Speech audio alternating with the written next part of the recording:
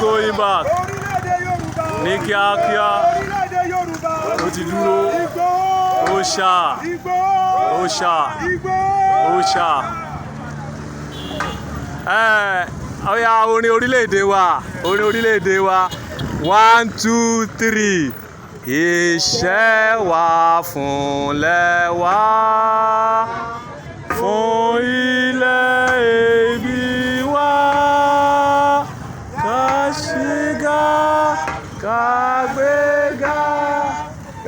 gbéga fàyè rí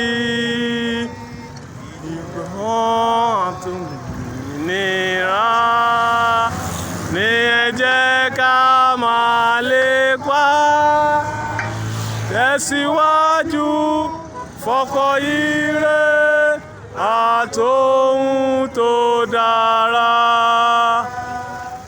ọmọ Oòduà dìde bọ́ sípò ẹ̀tọ́ rẹ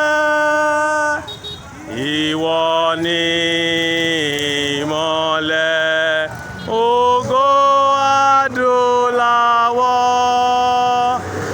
èmi ni ìmọ́lẹ̀ ògo adúláwọ̀ àwa ni ìmọ́lẹ̀ ògo adúláwọ̀.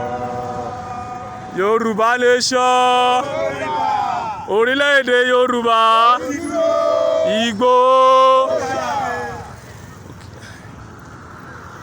Kò jẹ́ bó ṣe jẹ́ orílẹ̀-èdè Yorùbá, àwọn ènìyàn wa ti dúró láti rin a pledge ní ọjọ́ tòní ní on the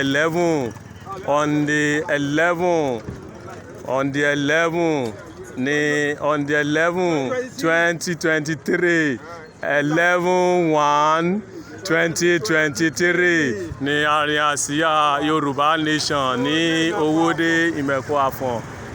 Gbogbo àwọn èèyàn wa ń kí yín o, ẹ ti ráwọn èèyàn wa lórílẹ̀‐èdè Yorùbá á kí yín o. Odùduwà nation á gbé orí kọ̀ọ̀kan wa kò ní gbé ọ̀dàlẹ̀. Yorùbá nation no going back. Àsíá ló ń fẹ́ yìí o. Ẹ ti rí àwọn ọ̀nà tó wọlé lọ. Yorùbá nation no going back. Yorùbá nation no going back. Yorùbá nation no going back, no going back. Orílẹ̀-èdè Yorùbá ní kíákíá Odùduwà á gbé wa kò ní gbé ọ̀dàlẹ̀.